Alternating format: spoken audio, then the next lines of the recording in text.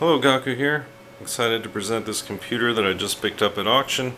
About 70 bucks. It's the first i3 they've ever sold at this particular auction, so went for a bit more than a lot of the other computers do, and rightfully so. So let's take a look here. So we got the Core i3. We've got 3.0 gigahertz. That's technically incorrect. It's slightly less than that. 250 gigabytes, 4 gigabytes of RAM. Not sure what the orientation is yet, since they wouldn't let me open it up to check it. Could not connect to internet, so probably going to need to put in a separate network card, not a huge problem. And finally a Precision T1500. Let's see some other aspects. It is a mini tower. Certainly not a regular tower. And in the back we've got, surprisingly it's got the PS2 ports, which I haven't seen in a modern computer, and really none of the other computers I've picked up at this auction in the past year and a half have had a PS2 port, aside from the really crappy old Pentium 4s.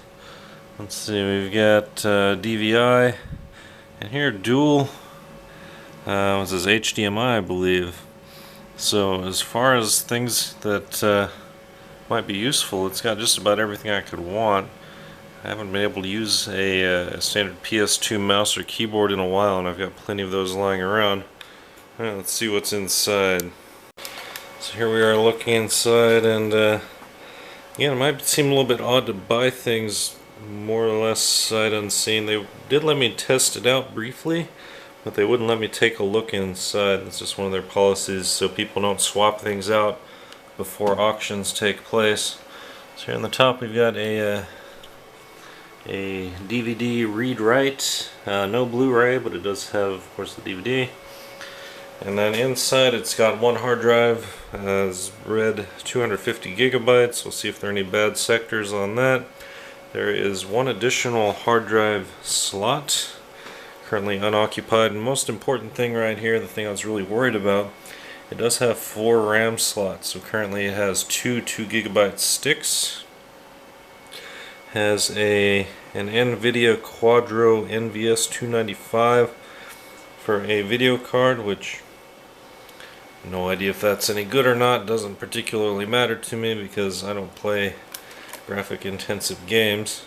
So it does have room for improvement.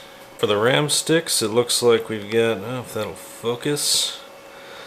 This is DDR3, 10600 for the speed. I don't remember what that translates to in megahertz, because honestly this is the first time I've come in contact with DDR3 from an auction computer, but substantially faster than the ones I currently am using, so that's a good deal. Alright, so how does this compare? Let's take a quick look side by side. Just for a quick comparison, these are my current stats. Currently got an Intel Core 2 Duo E8500 3.16 gigahertz, which is pretty ancient compared to most people who do any sort of gaming.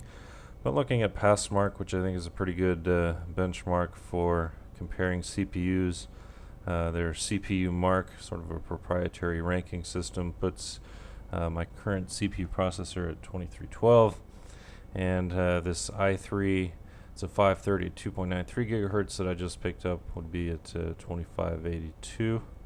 So a little bit better. The key is the Core 2 Duo is only a dual core, has no additional hyperthreading, but the Core i3 has 2 cores, each of which is hyperthreaded, so 4 effective cores. So that helps with, well, here you go, 2 logical cores per physical. So that should make multitasking a bit more efficient, and maybe make video editing a bit more efficient as well. Key features though, let's see. Currently I've got 8 gigs of RAM, DDR2 at, this will be 666 megahertz. As I mentioned, I had to look up exactly what the speed was of 10600U, and it's actually 1333 megahertz, so exactly twice as fast as my current memory. The limitation is there's only 4 gigs instead of 8 gigs, so I don't know if that would be worth it in its current state. Of course I can migrate my storage over, that's not a problem. and any optical drive issues can be sorted out later. So I think this will be a pretty good upgrade. It has a substantially improved multitasking, slightly faster for the individual cores themselves, and also RAM that's twice as fast even though there's only half as much, so that might make hosting a little bit more efficient. And overall I think it'll be a pretty good switch. So not bad for a computer. I picked up for a total of $76.33. A little bit of an upgrade, better for hosting, a little bit better for gaming, and hopefully better for streaming and recording videos as well. So thanks for watching. Have a good one.